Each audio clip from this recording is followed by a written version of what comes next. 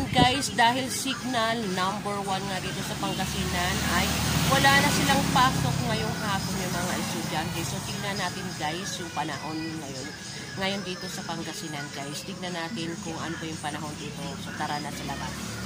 Yan, ito na yung labas pala guys. Yan. So diba guys, ang init no?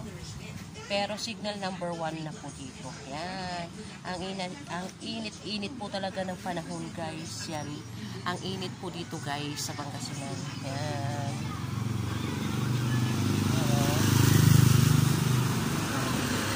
So, ito guys, yung tabi namin, ito yung school.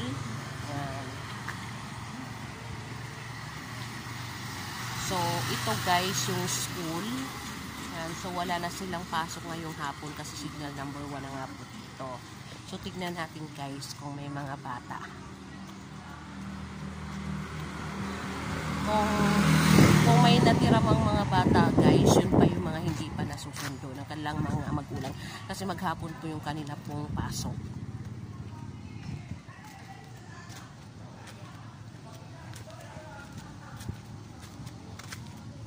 Wala nang ingay.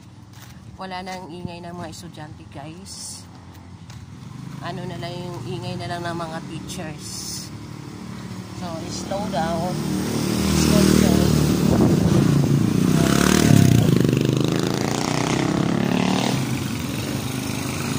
Wow! Ayos ah!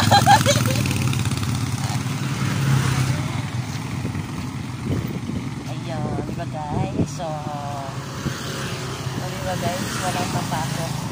Wala na mga bata.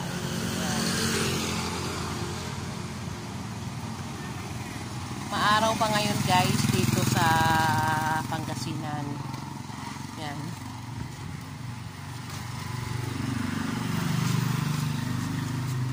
Siguro mamaya pa darating yung malakas na ulan guys, or sana wag na lang dumating, 'di ba? Para wala namang ganong maapektuhan. So sobrang init po ngayon dito.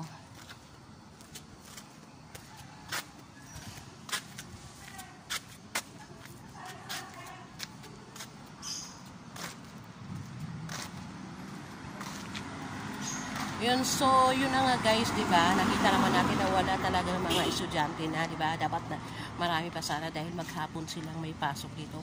Pero pinauwi na nga po dahil in-announce na po na signal number 1 na daw po dito. Yan. So, kaya naman kami guys, kaya naman ako magsasara na rin ako ng aking store dahil wala ng mga estudyante yan. So, thank you guys. Thank you for watching.